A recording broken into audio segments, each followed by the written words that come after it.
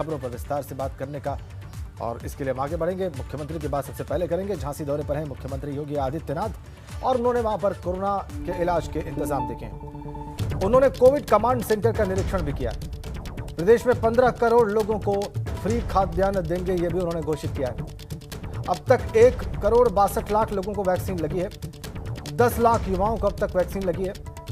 1 जून से सभी 75 जिलों में वैक्सीनेशन का काम शुरू करेंगे, ये भी उन्होंने घोषित कर दिया है। ये कुछ बड़ी बातें उन्होंने झांसी में कही हैं। उन्होंने कहा है कि 15 करोड़ लोगों को फ्री खाद्यान्न दिया जाएगा। 1,62,00,000 लोगों को अब तक वैक्सीन लग चुकी है प्रदेश में, इसमें 10 लाख युवा हैं। 1 जून से हम लोगों ने ये व्यवस्था भी की है कि वैक्सीनेशन का कार्यक्रम भी सफलतापूर्वक आगे बढ़ सके। अब तक हम लोग प्रदेश में 1,62,00,000 लोगों को वैक्सीन दे चुके हैं। 18 से 44 के बीच के जो युवा हैं, इनको भी वैक्सीन देने की कार्रवाई युद्ध स्तर पर चल रही है। अब तक हम लोगों ने 18 से 44 के बीच की उम्र के 10 लाख से अधिक लोगों को, युवाओं को वैक्सीन दिया है। अभी तक हमारे कमिश्नरी मुख्यालय और कुल 23 जनपद हमारे वर्तमान में 18 से 23 उम्र के लोगों, 18 से 44 वर्ष की उम्र के लोगों के लिए वैक्सीन की कार्रवाई के साथ जुड़े थे। 1 जून से 75 जनपदों में हम वैक्सीनेशन का कार्यक्रम प्रारंभ करेंगे। मैंने इस संबंध में माननीय जनप्रतिनिधियों से भी उनकी सक्रियता के साथ, जो भूमिका अब तक रही है उसी सक्रियता के साथ वैक्सीनेशन के कार्यक्रम को सफल बनाने, जीरो वेस्टेज तक पहुंचाने, हर जनपद में न्यायिक अधिकारियों के लिए और मीडिया के लिए अलग से बूथ बनाने और हर यूथ को इसके लिए प्रेरित करने के लिए स्वयं सभी जनप्रतिनिधियों से आग्रह किया है। और गांव-गांव में भी हम लोग लोगों को प्रेरित कर सकें। कॉमन सर्विस सेंटर के माध्यम से ये वैक्सीनेशन का कार्यक्रम हर ग्राम पंचायत में आगे बढ़ सकें, इस दिशा में भी प्रयास प्रारंभ हो रहे हैं। मुझे विश्वास है कि आप सबके सहयोग से हम सफलतापूर्वक इस सदी की सबसे बड़ी महामारी का मुकाबला करने और उसके अपेक्षित परिणाम लाने में सफल होंगे। और इसी झांसी के महारानी लक्ष्मीबाई कॉलेज के जूनियर डॉक्टर को पुलिस ने जबरन धक्का देकर खदेड़ दिया। इनका मकसद मुख्यमंत्री योगी आदित्यनाथ को ज्ञापन देना था। जूनियर डॉक्टर को पुलिस ने, ये देखिए कैसे खदेड़ दिया वहां से। ये जूनियर डॉक्टर वहां पर ज्ञापन देने गया हुआ था, पुलिस ने धक्का देकर वहां से हटा दिया। क्यों? सवाल है क्यों हटाया पुलिस ने इस जूनियर डॉक्टर को? अगर वो मात्र ज्ञापन देने गया था अपने मुख्यमंत्री को, तो ये उसका लोकतांत्रिक अधिकार है, संवैधानिक अधिकार। क्यों हटाया पुलिस ने उसे वहां से? देखिए कैसे हुआ ये सब कुछ झांसी में। सीएम योगी को ज्ञापन देना था इस जूनियर डॉक्टर को। ये लोग सबसे बड़े कोरोना वॉरियर्स इस काल में, इस आपातकाल में, इस स्वास्थ्य के आपातकाल में, और इन्हीं में से एक व्यक्ति जब ज्ञापन देने पहुंचा मुख्यमंत्री को, तो पुलिस ने उसे धक्का देकर वहां से भगा दिया। क्यों?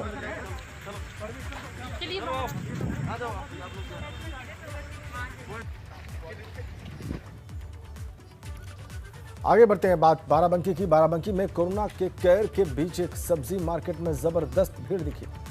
इस दौरान कोविड नियमों की लोगों ने जमकर धज्जियां उड़ा दी। न ही लोगों में सोशल डिस्टेंसिंग दिखाई दी, न ही चेहरे पर मास्क। ये देखिए आप कैसे हुआ ये सब कुछ, बाराबंकी की तस्वीरें। सब्जी मंडी में भारी भीड़ दिखाई दी, सोशल डिस्टेंसिंग नदारद, चेहरे पर मास्क नदारद।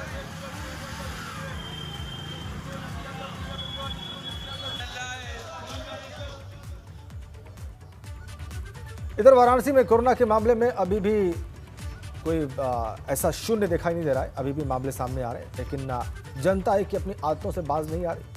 आम जनता अभी भी लापरवाह बनी हुई है। हम आपको पंचकोसी सब्जी मंडी की तस्वीर दिखा रहे हैं। यहाँ न तो सोशल डिस्टेंसिंग है, न ही लोग मास्क लगाए हुए।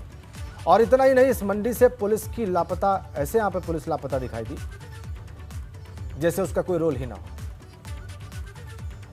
काशी में कोरोना नियंत्रित हो रहा है और सरकार ने लॉकडाउन की तिथि बढ़ा दी है, लेकिन आम जनता कितनी जागरूक है कोरोना से बचाव को लेकर, आपको हम इस वक्त की तस्वीर दिखा रहे हैं। हम इस वक्त पंचकोसी सब्जी मंडी में मौजूद हैं और ये देखिए, ये छोटे बच्चे हैं और ये भी यहाँ विक्रेता के तौर पे मौजूद हैं, लेकिन इनके चेहरे पे मास्क नहीं है। आप एक बात बताइए, मास्क क्यों नहीं लगा रहे हैं? कोरोना से डर नहीं लगता? ये हमारा ठेला नहीं है, इसका ठेला है। अच्छा, और आप बिना मास्क के यहाँ बैठे? नहीं लगाया है, लगाएंगे आप? यस, लगाऊंगा। आप देखिए, यहाँ पर ये लोग हैं और बहुत सारे, ज़्यादातर लोग आपको यहाँ पर बिना मास्क के दिखाई देंगे और भीड़ की स्थिति हम आपको दिखाएंगे। ये देखिए, यहाँ पर वाहनों की जिस तरह से आवाज़ आई है, भीड़ देखिए किस तरह से भीड़ यहाँ उमड़ी पड़ी है। ये देखिए, ज़्यादातर लोग आपको बिना मास्क के आते जाते दिखाई देंगे। कुछ और लोगों के पास हम लोग चलेंगे और बातचीत करेंगे कि आखिर उन्हें कोरोना कितना डरा रहा है। सर, आपसे जानेंगे, कोरोना से डर लगता है आपको? हाँ, लगता है। तो मास्क क्यों नहीं लगाया? अरे अभी थोड़ा काम था और लगाने जा रहे हैं। काम करके लगाए? नहीं, नाश्ता किए थे, अभी आ रहे हैं। तो मास्क नहीं लगाया आपने? नहीं लगाएंगे। लगाएंगे, आगे लगाएंगे ये, लेकिन इन्होंने अभी नहीं लगाया है। अब भीड़ की तस्वीर आपको दिखाते हैं। आप देखिए, चारों तरफ आपको भीड़ दिखाई देगी और ये भीड़ व्यवस्था को कहीं ना कहीं मुंह चिढ़ा रही है। वाराणसी प्रशासन को इस भीड़ के बारे में सोचना होगा, क्योंकि कोरोना का घटता हुआ आंकड़ा प्रशासन के लिए कहीं ना कहीं एक बड़ा, कहे तो कामयाब है जो उनका प्रयास है। और अब जनता को भी जागरूक होना होगा, क्योंकि जब जनता जागरूक होगी तभी कोरोना भागेगा। जो लोग मास्क लगा के यहाँ पर आए हैं, इनसे भी बातचीत कर लेते हैं। आप लोगों ने मास्क का प्रयोग किया है? जी सर। तो किस तरह से, कितना डरा रहा है कोरोना और लोगों को क्या संदेश है? सर, तो बहुत डरा रहा है कोरोना, इसलिए मास्क लगाकर घर से निकले जरूरी है। तो कहीं ना कहीं कोरोना का खतरा इस सब्जी मंडी में बढ़ा हुआ है। लोगों को सचेत रहने की ज़रूरत है, लोगों को जागरूक होने की ज़रूरत है। कैमरामैन विशेष के साथ नीतीश कुमार पांडे, एबीपी गंगा, वाराणसी। और अब बात करते हैं फतेहपुर की। फतेहपुर में पिछले एक महीने में लगभग 37 लोगों की मौत हुई है।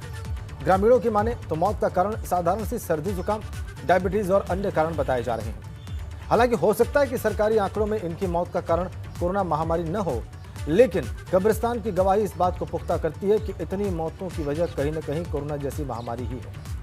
जांच के अभाव के चलते किसी रिपोर्ट में इसकी पुष्टि भले न हुई हो। कोरोना से हुई मौतों में इटा नदारत दिखाई दे रहा है। सर्वे किया है। अच्छा, वो बयान देने के बाद? हाँ, बयान देने के बाद मैंने सर्वे किया। तभी यहाँ का है, पूरे गांव का। पूरे गांव का किया? आपने अकेले किया या आपके साथ कोई सरकारी कर्मचारी? नहीं, मैं था, मेरा परिवार के लोग थे या मेरे दूसरे मोहल्ले के जो लोग थे, मैंने उनसे फ़ोन करके। किस उम्र के लोग थे ज़्यादातर जिनकी मौतें हुई हैं? कुछ अंदाजा आप बता सकते हैं?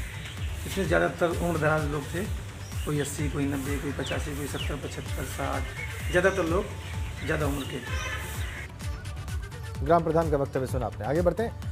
पूरे उत्तर प्रदेश समेत आगरा में आंशिक लॉकडाउन को 31 मई तक बढ़ा दिया गया है। आगरा में लॉकडाउन बढ़ाए जाने पर कैसी स्थिति सड़कों पर दिखाई दे रही है, इसका जायजा लिया हमारे संवाददाता नितिन उपाध्याय ने। सरकार ने आंशिक लॉकडाउन को 31 तारीख तक बढ़ा दिया है। ऐसे में आगरा में क्या हाल है, ये मैं तस्वीरों के जरिए दिखाना चाहता हूँ। बड़ी संख्या में लोग घरों में ही कैद हैं, लेकिन फिर भी आवाजाही काफ़ी ज़्यादा बढ़ चुकी है और ऐसे में प्रशासन को सख्ती बरतने की ज़रूरत है कि कई सारे लोग ऐसे भी हैं जो बहुत ज़्यादा आवश्यक कार्य ना होने की वजह से भी फिर भी बाहर निकल रहे हैं, उनको बहुत ज़्यादा इमरजेंसी नहीं है। और ऐसे में ये जो चेन की जो रफ्तार कम हो रही है, जो संक्रमण की चेन टूट रही है, इससे शहर का ही भला होगा। इसे लोगों को समझने की ज़रूरत है और आंकड़े भी इस बात की गवाही दे रहे हैं कि अब आगरा में कोरोना की रफ्तार पर काफ़ी हद तक ब्रेक लगा है। कल 57 मामले सामने आए हैं। एक्टिव केस भी 1000 से कम रह गए हैं, 980 एक्टिव केस हैं। लेकिन फिर भी अगर लोग लापरवाही बरतेंगे और सरकार की तरफ से जो दी गई जो कहा जाए रियायत है, उसका बेजा इस्तेमाल करेंगे तो एक बार फिर से कोरोना रफ्तार पकड़ सकता है। लोगों को ये बात समझने की ज़रूरत है और 31 तारीख के बाद अब आगे ये तय करेगी उत्तर प्रदेश सरकार कि लॉकडाउन को किस तरीके से उसका फॉर्मेट लागू होता है या पूरी तरह से हटा दिया जाता है। कुल मिला के आगरा ने अच्छा रिकवर किया है और जो लगातार केसेस बढ़े थे, बड़ी स्तर पर मौतें हुई थी, उसमें काफ़ी हद तक सुधार देखने को मिल रहा है। आगरा से नितिन उपाध्याय, एबीपी गंगा। अच्छी खबर, राहत देने वाली खबर आगरा से। मुख्यमंत्री योगी आदित्यनाथ के मेरी लाइन्स कोरोना मुक्त लाइन्स अभियान के तहत लखनऊ पुलिस लाइन में पुख्ता इंतजाम किए गए हैं। इसी क्रम में आज नगर निगम की टीम ने पूरी पुलिस लाइन में सैनिटाइजेशन किया। पुलिस लाइन में कोरोना को लेकर व्यापक इंतजाम दिखाई दे रहे हैं। कोरोना संक्रमण से पुलिस को बचाने के लिए मुख्यमंत्री ने नारा दिया है, मेरी लाइन्स कोरोना मुक्त लाइन्स। और हम इस समय यहाँ पर लखनऊ पुलिस लाइन में खड़े हुए हैं, जहाँ पर रिक्रूट ट्रेनिंग सेंटर में एक अस्पताल बनाया गया है, जिसमें जो संक्रमित हैं उनको यहाँ पर उपचार दिया जा रहा है, उनको यहाँ भर्ती किया जा रहा है और सारी व्यवस्थाएं, जितनी अस्पताल में जो व्यवस्थाएं होनी चाहिए एक कोरोना संक्रमित के इलाज की, वो यहाँ पर की गई हैं। और पुलिस लाइन का ये कमरा, जहाँ पर देखिए कोरोना हेल्प डेस्क बनी हुई है, सारी दवाएं, ज़रूरी जो दवाएं हैं, सैनिटाइज़र, मास्क और ग्लव्स उपलब्ध हैं यहाँ पर। यहाँ पर हमारे साथ रिजर्व इंस्पेक्टर भी मौजूद हैं, हम उनसे जानेंगे कि अस्पताल में क्या क्या सुविधाएं हैं और इस वक्त कितने मरीज यहाँ पर भर्ती हैं। सर ये बताइए कि जो अस्पताल बना है ये कितने बेड हैं यहाँ पर और कब से चल रहा है? ये यहाँ पर टोटल 52 बेड हैं इस यहाँ पर मौजूदा समय में यहाँ पे।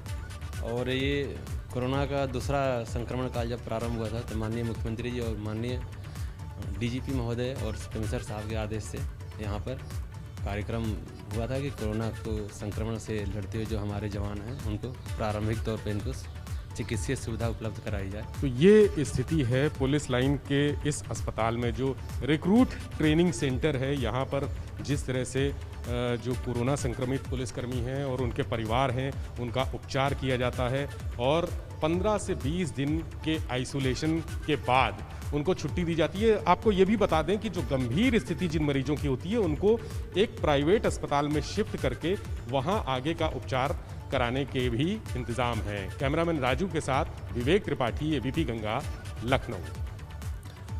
लखनऊ की स्थिति आपने देख ली। अब बात करते हैं बलिया की। वहां के दलन छपरा गांव में एक परिवार के 4 बच्चे अनाथ हो गए हैं। अब उनकी परवरिश और भरण पोषण भगवान भरोसे हो गया। इन मासूम बच्चों के सामने अब अपने जीवन को लेकर जीने का संकट खड़ा हो गया है। 7 साल के अंकुश पर इस खेलने की उम्र में ही अपनी मां के अंतिम संस्कार से लेकर श्राद्ध कर्म तक की बड़ी जिम्मेदारी का बोझ अचानक आन पड़ा। वहीं एसडीएम का कहना है कि इन बच्चों के परिवार का कोई और सदस्य देखभाल की जिम्मेदारी लेता है तो इनके भरण पोषण के हर महीने 2000 रुपये प्रति बच्चों के हिसाब से 18 वर्ष तक इन्हें दिया जाएगा। देखिए, ये प्रकरण हम लोगों के संज्ञान में है। दलन छपरा के जो हैं एक स्वर्गीय संतोष थे, उनकी पत्नी स्वर्गीय पूनम का भी इसी कोरोना में देहांत हो गया। उनके 4 बच्चे हैं। उसके संबंध में हमने डीपीओ से बात किया है तो उनके द्वारा बताया ये गया है कि अगर लीगल गार्जियन कोई होता है उनका, तो बच्चों के भरण पोषण का 2000 रुपये पर मंथ जो है स्कॉलरशिप पढ़ाई लिखाई का वो दिया जाता है। अगर मान लीजिए दोनों माता पिता की मृत्यु हो गई हो और कोई भी लीगल गार्जियन ना हो तो उस केस में हमारे यहाँ शेल्टर होम है, जहाँ पे बच्चों के रहने का, खाने पीने का, पढ़ाई का पूरा प्रबंध किया जाता है। तो डीपीओ से बात हो चुकी है, उनकी टीम आ रही है, एक बार वो जाके देख लेगी। अगर लीगल गार्जियन है तो उनका डिटेल लेके उनके अकाउंट में पैसे ट्रांसफ़र होंगे और अगर लीगल गार्जियन नहीं है तो पुलिस के थ्रू जो है हम जो इनका महिला बाल विकास है उनके समक्ष प्रस्तुत करते हुए चाइल्ड वेलफेयर के कमेटी के समक्ष और उनको शेल्टर होम में रखवाने का प्रबंध करेंगे।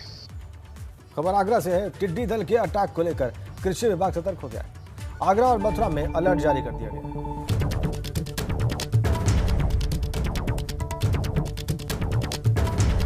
कृषि विभाग ने किसानों को जागरूक करना भी शुरू कर दिया है। राजस्थान के जरिए आगरा और उत्तर प्रदेश के जिलों में टिड्डियों का दल प्रवेश करता है।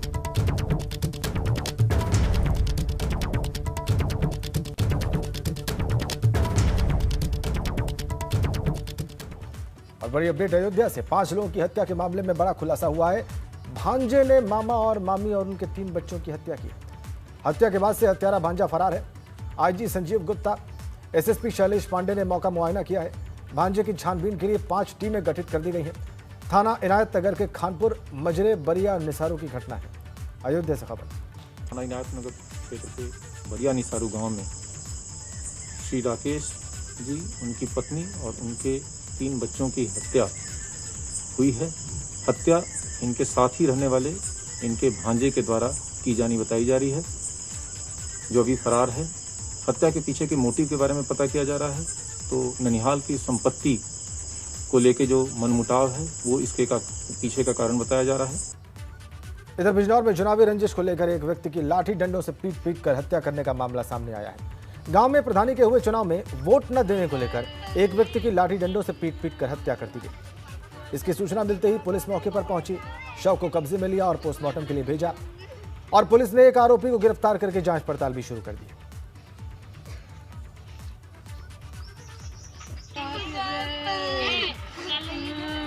अगली खबर बरेली से है, ब्लैक फंगस से जुड़ी है। बरेली में ब्लैक फंगस के 4 और मरीज मिले हैं और अब तक 19 ब्लैक फंगस के मरीज मिल चुके हैं। सभी का निजी अस्पतालों में इलाज चल रहा है। ब्लैक फंगस के मरीजों को दवा भी नहीं मिल पा रही है, ये और ज्यादा चिंताजनक, ये और ज्यादा अलार्मिंग। 4 मरीज बरेली में सामने आए हैं ब्लैक फंगस के। प्राइवेट हॉस्पिटल्स में इनका इलाज चल रहा है और उससे भी ज्यादा चिंताजनक बात यह कि इनको आवश्यक दवाएं नहीं मिल पा रही। 4 मरीज बरेली में ब्लैक फंगस के, दवाएं नहीं मिल रही हैं।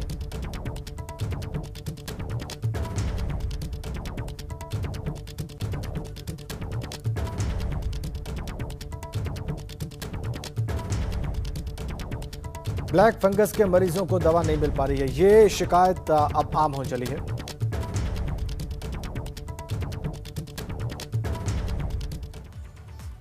अब आपको सीधा झांसी लिए चलते हैं। मुख्यमंत्री योगी आदित्यनाथ वहां पर दौरा कर रहे हैं, स्थितियों का जायजा ले रहे हैं। ये देखिए सीधी तस्वीरें, मुख्यमंत्री योगी आदित्यनाथ झांसी में कोविड से चल रहे संघर्ष की स्थितियों की समीक्षा करते हुए। अभी वो डॉक्टर्स और पैरामेडिकल स्टाफ से मुखातिब हैं, संभवतः उनकी चुनौतियों का, उनके अनुभवों के बारे में जान रहे हैं, उनसे बातचीत कर रहे हैं।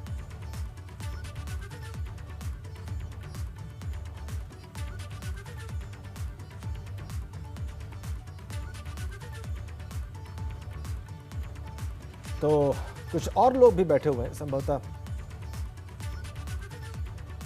इन लोगों से भी उनके अनुभव के बारे में जान रहे हैं मुख्यमंत्री।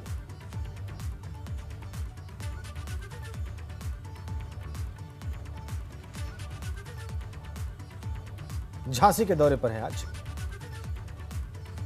लगातार संक्रमण मुक्त होने के बाद वो दौरे कर रहे हैं, खुद जाकर फर्स्ट हैंड असेसमेंट कर रहे हैं स्थितियों का।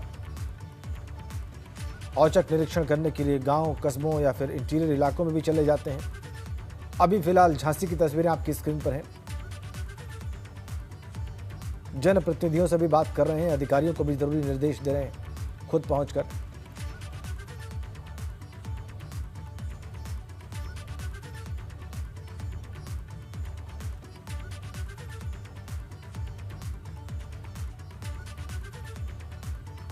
झांसी की तस्वीरें,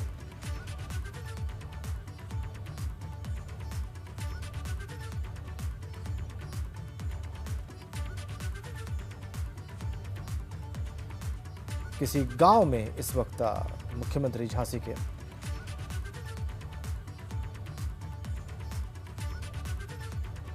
और जैसा कि वो करते हैं, आइसोलेशन में जो परिवार हैं या जो संक्रमित हैं जिनका इलाज चल रहा है, उनसे भी वो बात करके उनका हालचाल जानते हैं।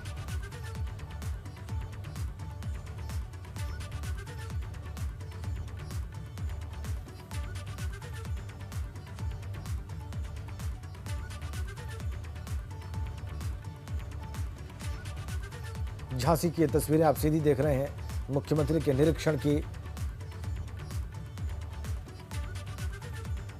कैसे वो निर्देश देते हैं खुद स्थितियों को समझते हुए। ये भी आपने देखा और लगातार आप देख रहे हैं पिछले कुछ दिनों से। और इसी दृश्य के साथ और इस खबर के साथ कि झांसी में है मुख्यमंत्री, इस बुलेटिन में फिलहाल इतना ही।